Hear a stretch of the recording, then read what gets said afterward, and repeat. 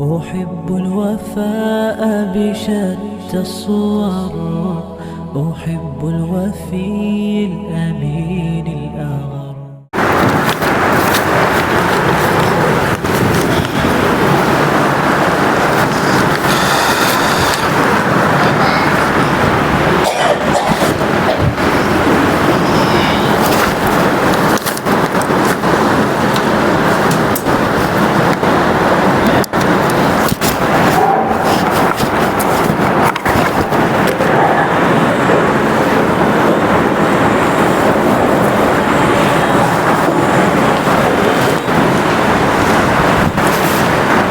السلام عليكم ورحمة الله وبركاته. الحمد لله نحمده ونستعينه ونستغفره ونؤمن به ونتوكل عليه ونعوذ بالله من شرور أنفسنا ومن سيئات أعمالنا. من يهده الله فلا مضل له ومن يضلله فلا هادي له. ونشهد أن لا إله إلا الله وحده لا شريك له. ونشهد أن سيدنا ومولانا محمدا عبده ورسوله. أما بعد، قال الله تبارك وتعالى في القرآن المجيد والفرقان الحميد: فأعوذ بالله من الشيطان الرجيم. بسم الله الرحمن الرحيم. يا أيها الذين آمنوا ادخلوا في السلم كافة ولا تتبعوا خطوات الشيطان إنه لكم عدو مبين. وقال تعالى: ومكروا ومكر الله والله خير الماكرين. وقال تعالى في مقام آخر: ولا تهنوا ولا تحزنوا وأنتم الأعلون إن كنتم مؤمنين. صدق الله العظيم. قال النبي صلى الله عليه وسلم: كن في الدنيا كأنك غريب أو عابر سبيل. وقال النبي صلى الله عليه وسلم: كل أمتي يدخلون الجنة فقد أبى. قيل: ومن أبى يا رسول الله صلى الله عليه وسلم؟ قال رسول الله صلى الله عليه وسلم: من أطاعني دخل الجنة ومن عصاني فقد أبى. وقال النبي صلى الله عليه وسلم: لا يؤمن أحدكم حتى أكون أحب إليه من والده وولده والناس أجمعين، أو كما قال عليه الصلاة والسلام. اللهم صل على سيدنا مولانا محمد في أول كلامنا. اللهم صل على سيدنا مولانا محمد في أوسط كلامنا. اللهم صل على سيدنا مولانا محمد في آخر كلامنا. اللهم لك الحمد كما أنت أهله، فصل على محمد كما أنت أهله، وافعل بنا ما أنت أهله، فإنك أنت أهل التقوى وأهل المغفرة. اللهم صل على محمد كلما ذكره الذاكرون، وصل على محمد كلما غفل عن ذكره الغافلون. رب اشرح لي صدري ويسر لي أمري واحلل عقدة من لساني يفقه قولي. اللهم صل على محمد وآله ألف ألف مرة. اللهم صل على محمد وآله ألف ألف مرة. اللهم صل على محمد وآله ألف ألف مرة. محترم و معزز سامعین و ناظرین گرامی، عزیز ساتھیوں، ایک مرتبہ دل کی گہرائیوں کے ساتھ درود پاک پڑھ لیں۔ اللهم صل على سيدنا محمد وعلى آل سيدنا محمد وبارك وسلم۔ معزز سامعین کرام، رمضان گزر گیا، مسلمان ویسا کا ویسا باقی رہ گیا۔ ایک شاعر کہتا ہے: منہ دیکھ لیا آئینے میں، پر داغ نہ دیکھے سینے میں، मुँह देख लिया आईने में, पर दाग न देखे सीने में, जी ऐसा लगाया जीने में, मरने को मुसलमान भूल गया। मुअज़्ज़ज़ सामीन किराम, मसाजिद बता रही हैं कि हमारा ईमान कितना मजबूत है, हमारे अमाल बता रहे हैं कि हमारा ईमान कितना मजबूत है, हमारा किरदार बता रहा है कि हमारा ईमान कितना मजबूत है, हमारे अखलाक बता रहे हैं कि हमारा ईमान कितना मजबूत है। मुअज़्ज़ज़ सामीन किराम, ये क़ुर्ब क़यामत के अय्याम चल रहे हैं। दुनिया दिन ब दिन, इंसानियत दिन ब दिन क़यामत के करीब होती चली जा रही है।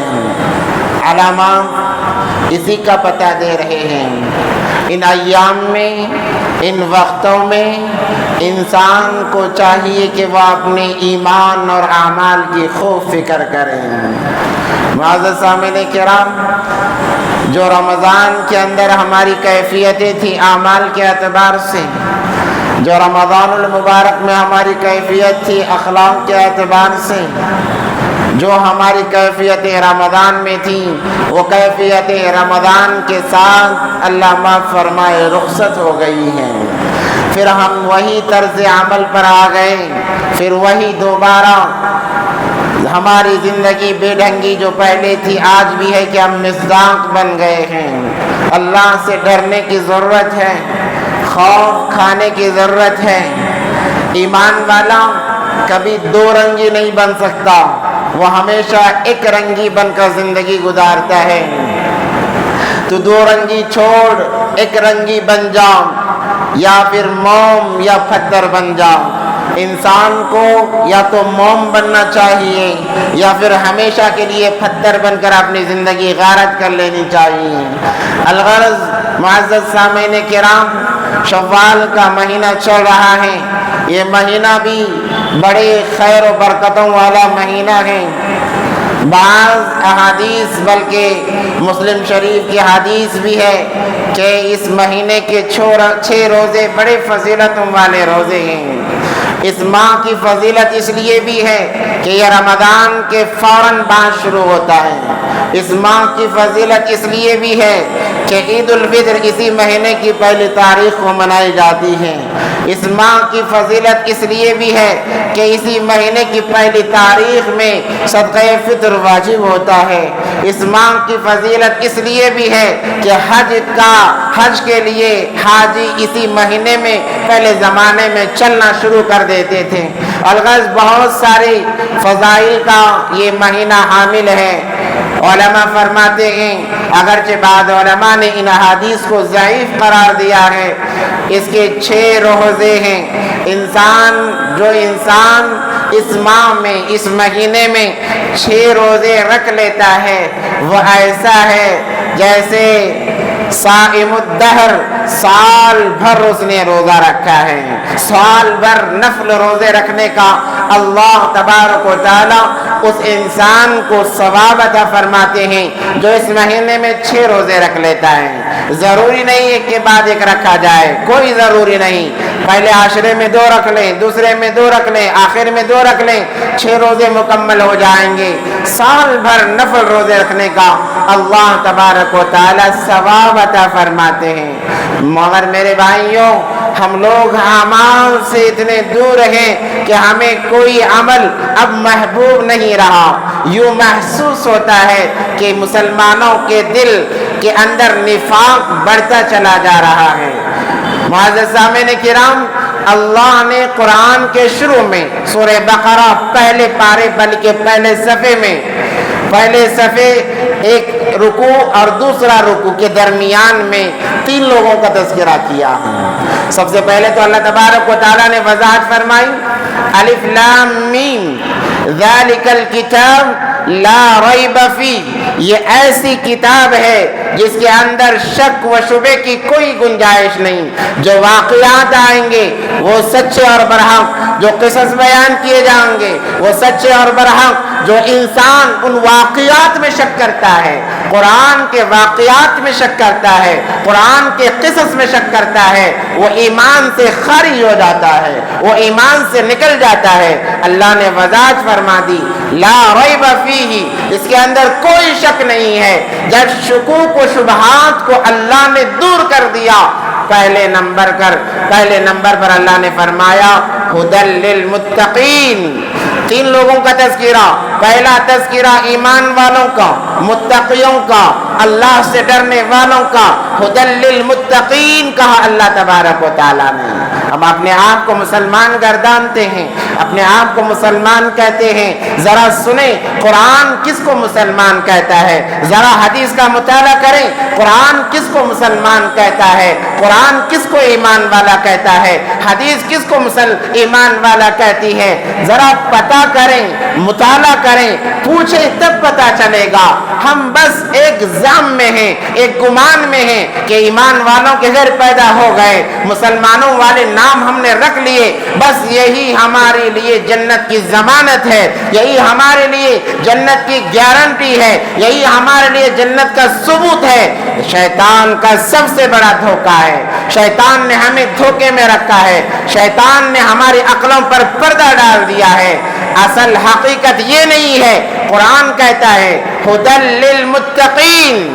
اللہ نے سب سے پہلے ایمان والوں کا، مسلمانوں کا، متقیوں کا تذکرہ کیا، کہا کون جانتے ہو 6 صفات ہونے چاہیے انسان کے اندر، جس انسان کے اندر چاہے مرد ہو، عورت ہو، امیر ہو، غریب ہو، حاکم ہو، غیر حاکم ہو، غلام ہو، جس کے اندر یہ 6 صفات موجود، حقیقی معنوں میں وہی ایمان والا، وہی مسلمان، وہی متقی، وہی اللہ سے ڈرنے والا، انہی کے لیے اللہ نے فرمایا یہ لوگ کامیاب ہیں، یہ لوگ کامیاب ہیں۔ اب کون ہیں؟ الذین یؤمنون بالغیب، سب سے پہلے اللہ نے فرمایا غیب کی باتوں پر یقین رکھنے والا، پہلی صفت ہے بن دیکھے یقین کرنے والا۔ اللہ نے کہا اعمال پر جنت، یقین کر لیا۔ اللہ نے کہا برائیوں پر جہنم، یقین کر لیا۔ اللہ نے کہا میں موجود ہوں، یقین کر لیا۔ اللہ نے کہا یہ میرے آخری رسول ہیں، یقین کر لیا۔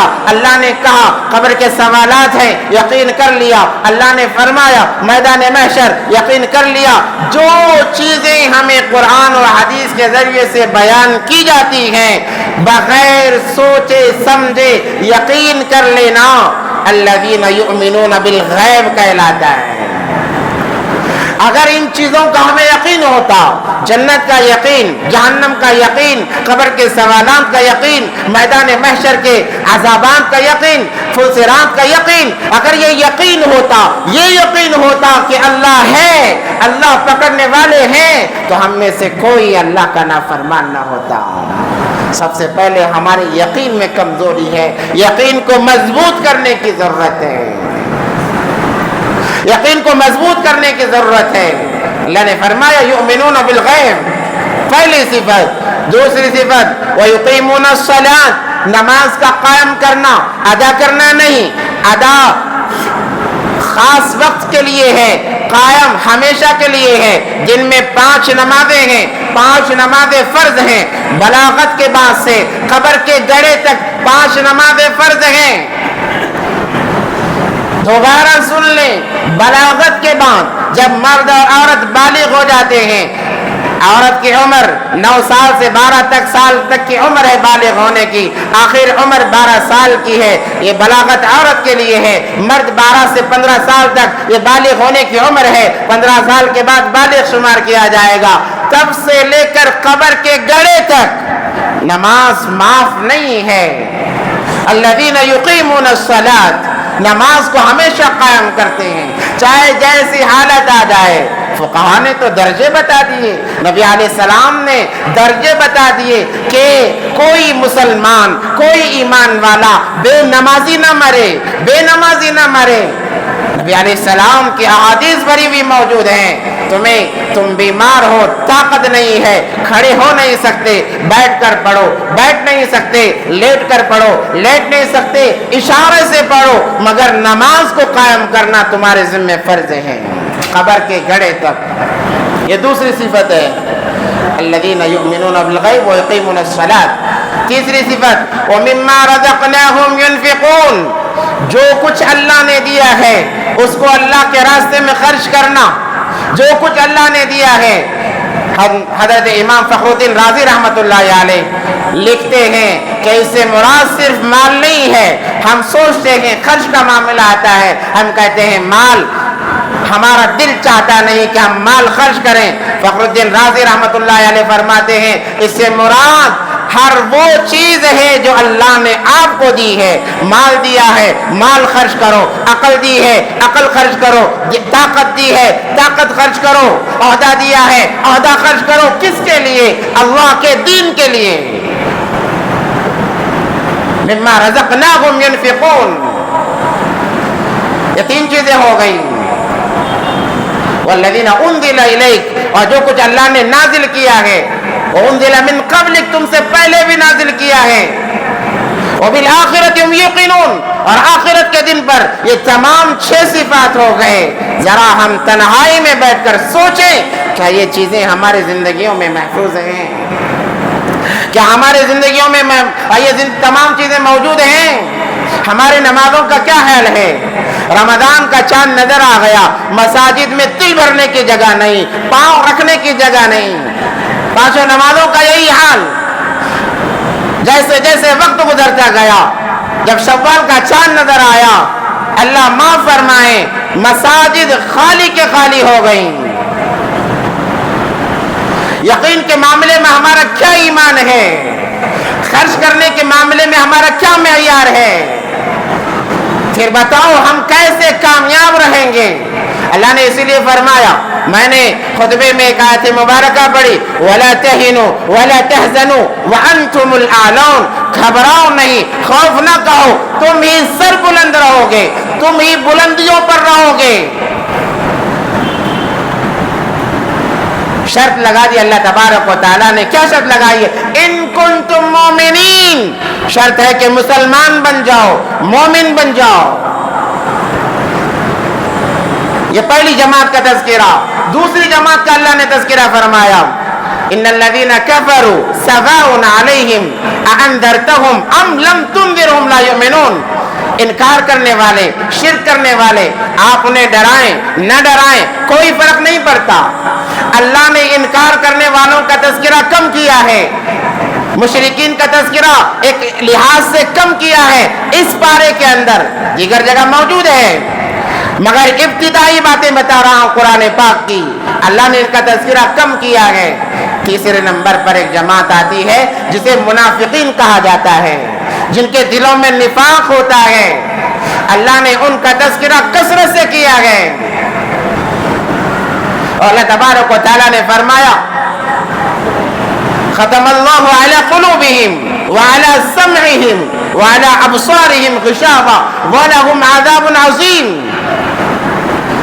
ومن الناس من یقول آمنا باللہ۔ اور اللہ تبارک و تعالیٰ نے یہاں سے منافقین کا جو تذکرہ کیا ہے، اللہ اکبر، ایک لمبا سلسلہ اللہ تبارک و تعالیٰ نے بیان فرمایا۔ یخادعون اللہ والذین آمنوا وما یخدعون الا انفسهم وما یشعرون، اللہ نے فرمایا فی قلوبہم مرض، ان کے دلوں میں بیماری ہے، ان کے دلوں میں مرض ہے، فزادہم اللہ مرضا، اللہ فرماتے ہیں میں ان کے بیماری کو اور بڑھاؤں گا، ان کے مرض کو اور بڑھاؤں گا۔ کیا مرض ہے؟ دنیا کی حرص کا مرض، دنیا کی چاہت کا مرض، عہدے کا مرض، بڑائی کا مرض۔ فزادہم اللہ مرضا، اللہ منافقین کے لیے فرما رہے ہیں میں ان کے بیماری کو، ان کے اس مرض کو اور بڑھاؤں گا اور اضافہ کروں گا۔ وَلَهُمْ عَذَابٌ عَظِيمٌ، بڑا سخت دردناک انہیں عذاب دیا جائے گا۔ وَإِذَا قِيلَ لَهُمْ لَا تُفْسِدُوا فِي الْأَرْضِ، جب ان سے کہا جاتا ہے زمین میں فساد نہ مچاؤ، ایمان لے آؤ، تو کہتے ہیں قالوا آمنا، ہم ایمان والے ہیں، مگر جیسے ایمان والوں سے علیحدہ ہو جاتے ہیں، وَإِذَا خَلَوْا إِلَىٰ شَيَاطِينِهِمْ، جب شیطانوں سے ملتے ہیں تو کہتے ہیں ہم تو مسلمانوں کے ساتھ نہیں، ایمان والوں کے ساتھ نہیں، ہم تو تمہارے ساتھ۔ آج اسی نفاق کی وجہ سے ہم پر حالات، ملک ہندوستان کے مسلمانوں پر حالات ہیں، بڑے افسوس کے ساتھ یہ کہنا پڑ رہا ہے، حال ہی میں جو وقف بل کا امینڈمنٹ بل جو پیش کیا گیا تھا انہوں نے اپنے حق میں پاس کر لیا ہے۔ بڑے افسوس کے ساتھ رات کے 1:30 بجے تک مذاکرات چلے ہیں، ووٹنگ چلی ہے، آخرکار ان کے حق میں فیصلہ ہو گیا۔ بہت بڑے دکھ کی بات ہے، مسلمان اس کو دین کا حصہ نہیں سمجھ رہا ہے، حالانکہ یہ اصل دین کا حصہ ہے۔ صرف نماز پڑھ لینا دین کا حصہ نہیں، صرف روزہ رکھ لینا دین کا حصہ نہیں، اس کے ساتھ جتنی چیزیں جڑی ہوئی ہیں وہ تمام دین کے شعبوں میں شامل ہیں۔ ہم نے اس میں غفلت برتی ہے، ہم نے بے پرواہی کا معاملہ کیا ہے، آج وہ چیزیں ہمارے ہاتھ سے چھوٹتی چلی جا رہی ہیں۔ اب کیا ہوگا؟ اب وہی ہوگا جس کا خوف روز اول سے تھا۔ ہمارے اوقاف کی پراپرٹیوں میں ان کا اختیار ہوگا، ہمارے قبرستانوں پر ان کا اختیار ہوگا۔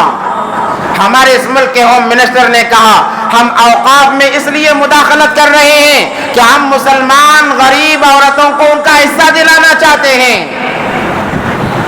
ہم ان سے کہتے ہیں پہلے اپنا دامن تو جھاڑ لو، تمہارے دامن میں ہزاروں داغ لگے ہوئے ہیں، تم کہاں دوسروں کے دامن کو جھاڑنے کی فکر میں لگے ہوئے ہو؟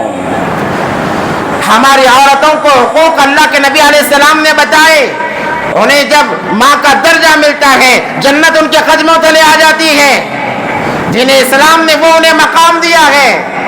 تم کیا ہماری عورتوں کا مقام دو گے؟ تم کیا ہماری عورتوں کو انصاف دلاؤ گے؟ ہاں تم نے انصاف دلایا ہے 3 طلاق کے نام سے عورتوں کو آزاد کر کے، تم نے انصاف دلایا ہے ان کے حجاب کو گھسیٹ کر، یہی تمہارا انصاف ہے۔ آج مسلمان بے خبر ہے، ہمارے مسجدوں میں ان کی مداخلت ہوگی، اگر وہ چاہیں فلاں مسجد بند ہو جائے، کسی مائی کے لال کے اندر یہ ہمت نہیں ہوگی کہ اس کو آباد رکھا جائے۔ اگر وہ کہیں فلاں قبرستان کو ڈھا دیا جائے، جہاں ہمارے آبا و اجداد اللہ والے مدفون ہیں، ان کے قبرستانوں ان کے قبروں پر بھی بولڈوزر چلا دیا جائے گا، یہی ان کی پالیسی ہے۔ یہ جمہوری ملک تھا، مگر اس ملک کو برباد کرنے میں جتنا ان کا ہاتھ ہے اتنا ہی منافقوں کا ہاتھ ہے، جن کے دلوں میں نفاق۔ ان لوگوں کو شرم آنی چاہیے جو کہتے ہیں کہ فلاں ہمارا خاص ہے، ہم ان کے ساتھ ہیں، فلاں منسٹر ہمارا خاص ہے، ہم ان کے ساتھ ہیں۔ نتیجہ کیا نکلا؟ جن کو خاص کہا گیا، جن کو اپنا کہا گیا، وہی مخالفن کے سامنے پیش ہوئے۔ ہم نے کیا بگاڑ لیا؟ یہ تمام وجوہات دلوں میں نفاق کی وجہ سے، دین سے دوری کی وجہ سے۔ وقت کا معاملہ آپ اس کو اتنے آسانی میں نہ لیں، یہ بات یہیں تک محدود نہیں رہے گی، یہ بات اور آگے بڑھے گی۔ آپ کے گھروں پر ان کی انگلیاں اٹھیں گی، کہیں گی یہ گھر اوقاف کے حصے میں ہے، آپ کو خالی کر دینا پڑے گا۔ کوئی مائی کا لال ایسا پیدا نہیں ہوگا جو آپ کو روک کر بتائے گا۔ ہاں ان کی پراپرٹیاں، ان کے بنگلے اوقاف کے زمینوں میں میلوں میل پھیلے ہوئے ہیں، ہم کچھ نہیں کر سکتے۔ جو ہمارا ساتھ دینے والی ذات ہے اللہ، ہم نے اس اللہ کو چھوڑ دیا ہے، اس کا یہ نتیجہ ہے، اسی کا یہ ثمرہ ہے۔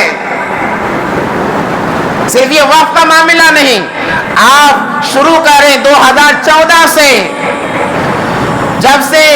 ایک حکومت آئی ہے، انہوں نے کہا سب کا ساتھ سب کا وکاس، ہم سب کو ساتھ لے کر چلیں گے۔ یہی نعرے کے ساتھ وہ عہدے پر آئے تھے، یہی نعرے کے ساتھ انہوں نے کرسیاں اپنائی تھی، یہی نعرے کے ساتھ انہوں نے ہر ایک کے سامنے ہاتھ جوڑے تھے۔ اسی لیے احادیث اور قرآن پاک کے اندر ہے تعلقات سب کے ساتھ رکھو، دلی تعلقات صرف ایمان والوں کے ساتھ رکھو۔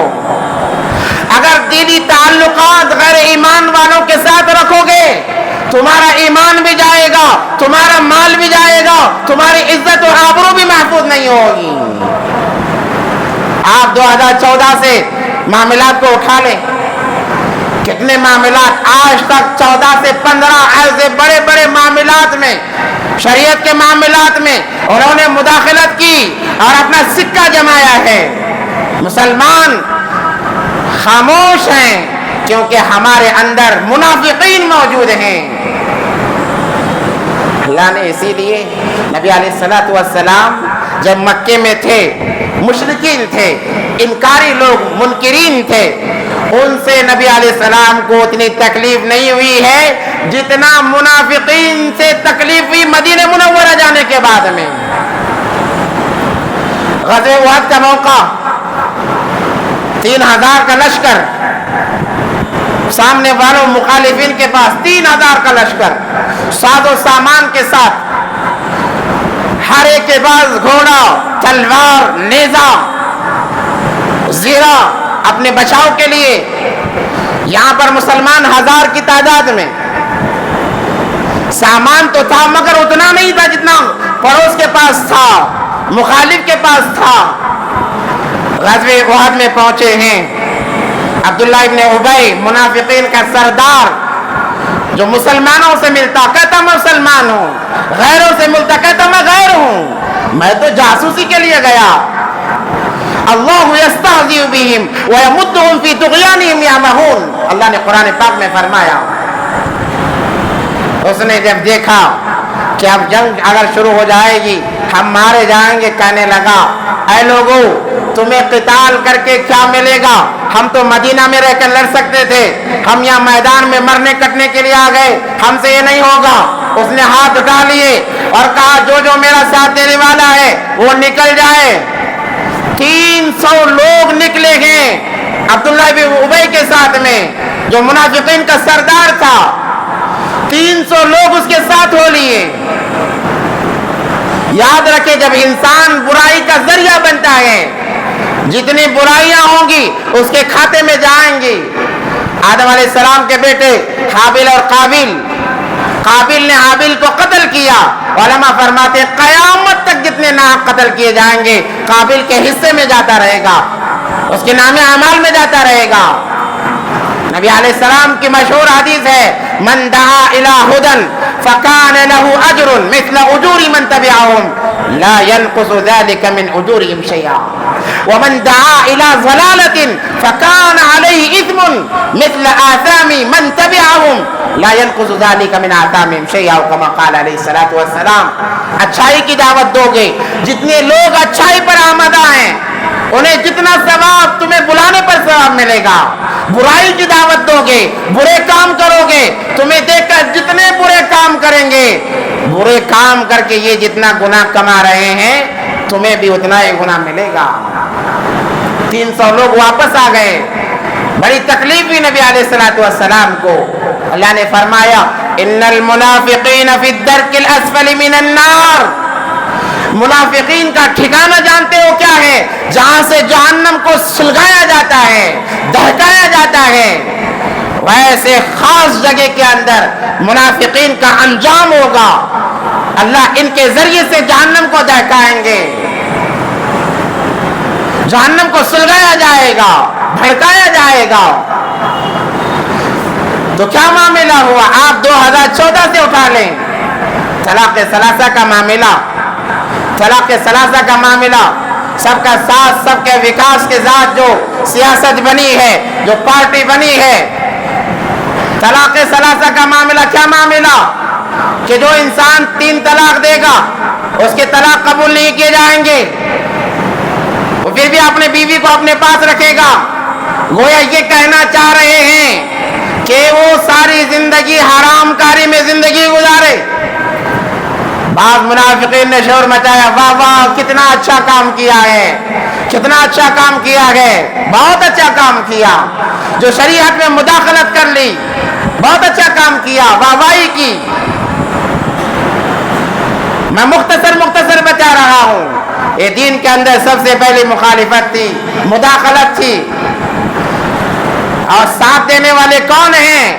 اپنے ہی ساتھ دینے والے ہیں۔ گھر کو آگ لگی گھر کے چراغ سے، گھر کو جلانے والا گھر کا چراغ تھا، کیا کیا جاتا؟ 1957 بلکہ 1958 کے معاملے میں، 1757 کے معاملے میں ٹیپو سلطان شہید رحمت اللہ علیہ اٹھے، انہوں نے ایک آواز لگائی، انگریزوں کو ان کی چھٹی کا دودھ یاد دلا دیا۔ انگریز کی یہ ہمت نہیں ہوتی تھی کہ ملک ہندوستان میں رہ کر ریاست کرناٹک کی طرف وہ چہرہ کر کے کھڑا ہونے کی اس کے اندر ہمت نہیں تھی۔ ایسا ولولہ، ایسا دبدبہ حضرت ٹیپو سلطان شہید رحمت اللہ علیہ کا تھا، مگر چند کوڑیوں کے لیے، چند سکوں کے لیے وہاں سے بھی منافق نکلے ہیں۔ ساؤتھ میں رہنے والے کے دل کے اندر نفاق آ گیا، انگریز نے خرید لیا۔ جس شہر کی طرف وہ سینہ کر کے کھڑا نہیں ہو سکتا تھا، وہ سینے پر پاؤں رکھ کر کہتا ہے کہ آج سے ہندوستان ہمارا ہے۔ ہمت کس نے دلائی؟ منافقین نے دلائی۔ یہی معاملہ روز اول سے چلا آ رہا ہے۔ اس لیے کہہ رہا ہوں کہ بہت افسوس ہو رہا ہے کہ ہماری شریعت کے اندر ایسی مداخلت ہو رہی ہے، مسلمان کو کان و کان خبر نہیں ہے۔ لڑنے والے لڑتے چلے جا رہے ہیں۔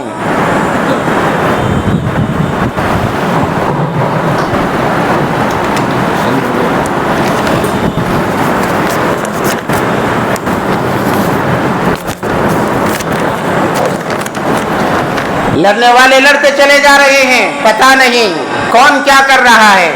جمعیت علماء ہند کیا کر رہی ہے کسی کو پتہ نہیں۔ مسلم پرسنل لا بورڈ کسے کہتے ہیں وہ کیا کر رہے ہیں کسی کو پتہ نہیں۔ ہم بڑے مزے سے سو رہے ہیں، ہم کہہ رہے ہیں ہمارے گھر تک تو کوئی آیا نہیں ہے۔ رات اندوری کا وہ شعر یاد آتا ہے، لگے گی آگ تو آئیں گے گھر کئی زد میں، لگے گی آگ تو آئیں گے گھر کئی زد میں۔ اس ملک میں صرف ہمارا مکان تھوڑی ہے، جب آگ لگے گی سب کے سب آئیں گے۔ ہم یہ نہ سوچے میرا گھر محفوظ ہے، یہی ہمارا گمان کہ فلاں میرا آدمی وہ میری حفاظت کر لے گا۔ 2000 کا معاملہ، 2002 کا معاملہ، گجرات کا معاملہ اٹھا کر دیکھ لیجئے، وہاں پر بھی نفاق تھا۔ جو یہ سوچتے تھے کہ ہمارے اوپر آنچ نہیں آئے گی، ان کے لڑکیوں کو ان کے سامنے زبردستی کا نشانہ بنا دیا گیا۔ کیا کر لیا؟ یہ ملک بھی غزہ بننے کی طرف رائیگاں ہو رہا ہے، بڑھتا چلا جا رہا ہے۔ آج غزہ کے حالات کیا ہیں ہر ایک کو پتا ہے، مگر پھر بھی ہم مست ہیں، اسرائیلی پروڈکٹ استعمال کر رہے ہیں، کہتے ہیں ہمیں تو کوئی مسئلہ نہیں ہے۔ آج فلسطین میں وہ حالات ہیں تو وہ حالات یہاں پر بھی ہو سکتے ہیں، بلکہ شروعات ہو چکی ہے۔ نبی علیہ السلام کا فرمان، اگر ملک شام بلکہ فلسطین محفوظ نہیں، دنیا کا کوئی خطہ محفوظ نہیں، یہ حدیث ثابت ہو رہی ہے۔ 2000 کا معاملہ ہمارے سامنے ہے، اس لیے ہم اس خیال میں نہ رہیں۔ ہمیں کرنا کیا ہے؟ ہمیں کرنا کیا ہے؟ ہم تمام کو دلوں کے اندر سے نفاق کو نکال کر ایک ہونا ہے، ایک ہونا ہے۔ بڑا افسوس ہوتا ہے ہمارے مسلم سیاستدانوں پر، اگرچہ تعداد کم ہے، ہم تو ایک دوسرے کو فلاں پارٹی والا ایک دوسرے کے اوپر الزامات لگانے میں ہمارا وقت گزار رہے ہیں۔ ذرا اپنے بھائیوں سے سیکھیں. انہیں بیرسٹر ملا, انہوں نے گاندھی بنا دیا, حکومت ہاتھ میں تھما دی. ہمیں بیرسٹر ملا, ہم نے فلاں پارٹی کا ایجنٹ بنا دیا. میں کسی پارٹی کے موافقت میں بات نہیں کر رہا ہوں. ہم ان کے ساتھ ہیں جو حق کے لیے آواز اٹھاتے ہیں. جو حق کے لیے آواز اٹھائے گا, ہماری آواز اس کی آواز میں شامل حال رہے گی, اگرچہ وہ غیر ہو. جو حق کے لیے آواز اٹھائے گا, ہماری آواز ان کے ساتھ شامل حال ہے. کوئی للکارنے والا نہیں, کوئی پوچھنے والا نہیں. تو طلاق ثلاثہ کا معاملہ ہو گیا. اور یہ معاملات بھی کیوں آئے جانتے ہیں؟ مختصر عرض کرتا چلوں. ہم نے طلاق کو کھلونا بنا دیا کہ جی میں آیا طلاق دے دیا, جی میں آیا طلاق دے دیا. اللہ کی مار ایسی پڑی کہ وہ معاملہ بن گیا. اب کوئی ایسا آدمی نہیں ہے جو 3 طلاق دے کر آسانی سے رہ سکے. حجاب کا معاملہ, ہماری بہنوں سے کہا گیا حجاب اپناؤ, حجاب اپناؤ, تمہاری یہ زینت ہے. وہاں سے بے پرواہی لاپرواہی ہوئی تو حجاب کو انہوں نے کھینچ لیا, کہا اب حجاب کی ضرورت نہیں ہے. پھر آپ تیسرے نمبر پر آئے, ذبیحہ کا معاملہ ہوا. ہم کہتے رہے, علماء کہتے رہے کہ ذبیحہ حلال جو جانور کو کیا جاتا ہے اس کا سنت طریقہ معلوم ہونا چاہیے. آج بھی اگر میں یہ بات کہوں تو غلط نہیں ہوگی, بہت سارے قصاب ایسے ہیں جنہیں ذبح کا طریقہ معلوم نہیں ہے, کبھی علماء سے پوچھا نہیں. باپ دادا کے وقت سے ذبیحہ کرتے آ رہے ہیں, کاروبار کرتے آ رہے ہیں, بس وہی چلا آ رہا ہے, دیکھا دکھائی پر عمل شروع ہو گیا ہے. آج بھی کئی قصاب ایسے ہیں, اللہ ماشاءاللہ اچھے بھی ہیں, ایسا نہیں کہ برے ہی برے, اچھے بھی ہیں جو ماشاءاللہ علماء سے پوچھ کر ذبح کرتے ہیں. یاد رکھیں جانور کے حلق کے اندر جو 3 رگیں ہیں, ایک رگ بھی باقی رہ گئی وہ ذبیحہ حلال نہیں ہے, وہ مردار ہے, چاہے سارا پورا قرآن پڑھ کر ذبح کیا جائے. کون تحقیق کر رہا ہے؟ ہمارے ایمان کا کیا عالم ہوگا جب ہمارا کھانا حرام ہوگا. ایک لقمہ حلق میں چلا جائے 40 دن تک عبادتیں منسوخ ہو جاتی ہیں. جب برسوں ہم حرام کھا کر جیتے رہیں گے, پلتے رہیں گے, ہماری نمازوں کا کیا عالم ہوگا. الغرض پھر ذبیحہ کا معاملہ ہوا. پھر اس سے اور آگے چلیں, موب لنچنگ, لو جہاد کے نام سے ہزاروں کی تعداد میں علماء نے فرمایا نوجوانوں سے کہ نوجوانوں پیار و محبت کو چھوڑو, حلال طریقے سے نکاح کرو. نوجوان عشق و محبت کے اندر مبتلا ہو گئے, لو جہاد کا معاملہ اٹھا, ہزاروں کی تعداد میں ہماری بہنیں, ہماری بیٹیاں غیروں کے آغوش میں چلی گئیں. ہم پھر بھی ہاتھ پر ہاتھ دھرے رہے, وہ علل اعلان دعویٰ کرتے رہے اتنی تعداد کو ہمیں غیر مرتد کرنا ہے. آج بھی ہو رہی ہے. پھر اس کے بعد میں NRC کا معاملہ آیا, CA کا معاملہ آیا, جس کے اندر لوگوں کو بے روزگاری کی طرف ڈھکیلا گیا. اب یہیں پر اور باقی نہیں رہا, اور آگے بڑھا دیا گیا. موب لنچنگ کا معاملہ آیا, جگہ جگہ لوگوں کو مارنے کا کام کیا گیا. گاؤں رکشک کے نام پر کہ گائے ہماری ماتا ہے, اس نام پر ہزاروں مسلمانوں کو مار دیا گیا. پھر اس کے بعد مساجد کا معاملہ اٹھا, بابری مسجد کا معاملہ, کھلے پیج کی طرح, صفحات کی طرح فیصلہ مسلمانوں کے حق میں ہونا چاہیے تھا, مگر غیروں کے حق میں چلا گیا. آج وہاں پر مندر بنا دیا گیا ہے. اسی پر بس نہیں, اور آگے چلیے. جو ہمارے اکابرین نے, ہمارے بادشاہوں نے مساجد بنائے, اب ان کے اوپر نگاہیں, کہتے ہیں کہ فلاں مسجد کے نیچے مندر ہے, فلاں مسجد کے نیچے مندر ہے. بڑا عجیب معاملہ ہے.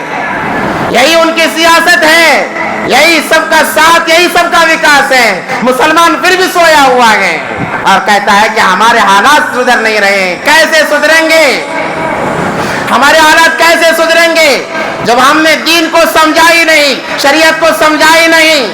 ہمارے حالات کیسے سدھریں گے؟ میرے بھائیوں, کہنے کے لیے بہت کچھ ہے, ہمیں بس یہ سوچنا ہے کہ اب ہمیں کیا کرنا ہے, ہمیں کیا کرنا ہے.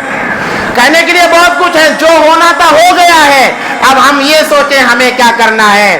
جیسے میں نے کہا, ہمیں متقی بننا ہے, مسلمان بننا ہے. اللہ کی طرف رجوع کرنا ہے.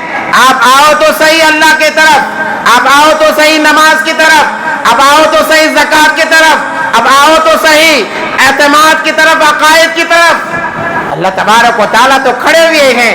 اللہ نے اعلان کر دیا وَلَا تَهِنُوا وَلَا تَحْزَنُوا, گھبراؤ نہیں, ڈرو نہیں, انتم الاعلون, تم ہی سر بلند رہو گے. ساری دنیا مل کر تمہارے سر کو جھکا نہیں سکتی, ساری دنیا مل کر تمہیں بدنام کر نہیں سکتی.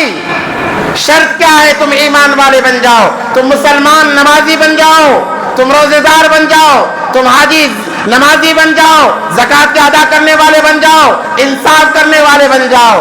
جھوٹ کو اپنے زبان سے نکال دو, غداری کو اپنے زندگیوں سے نکال دو, دھوکہ دھڑی کو اپنے زندگیوں سے نکال دو. سچے معنوں میں مسلمان بنو, پھر اللہ کا وعدہ جیسے صحابہ بدرین کے ساتھ بھی اللہ کا وعدہ آئے گا, آج بھی وہ اللہ کی مدد آ سکتی ہے. 313 ہیں, 1000 کا لشکر ہے, پاؤں میں چپل تک نہیں ہے صحابہ کے پاس, تلواریں نہیں ہیں, 7 تلواریں 313 لوگوں میں, 2 گھوڑے 2 اونٹ ہیں, 7 اونٹ ہیں. یہی جنگ کا سامان ہے, کوئی معاملہ نہیں ہے. اللہ پر اعتماد, مگر وہ 313 مسلمان, اگر آج بھی 313 کی تعداد میں مسلمان حقیقی معنوں میں مسلمان بنتا ہے, ایمان والا بنتا ہے, اللہ اس کے لیے 50,000 فرشتے اتارنے کے لیے تیار ہے, شرط ہے کہ ہم مسلمان بن جائیں. اس لیے میرے بھائیوں گزارش ہے کہ ہم اپنا تعلق اللہ سے جوڑیں, مساجد سے جوڑیں.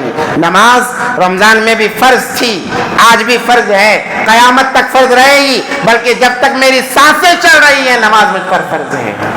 اللہ نے صاحب استطاعت بنایا ہے, زکات فرض ہے, جب تک مال رہے گا زکات فرض رہے گی.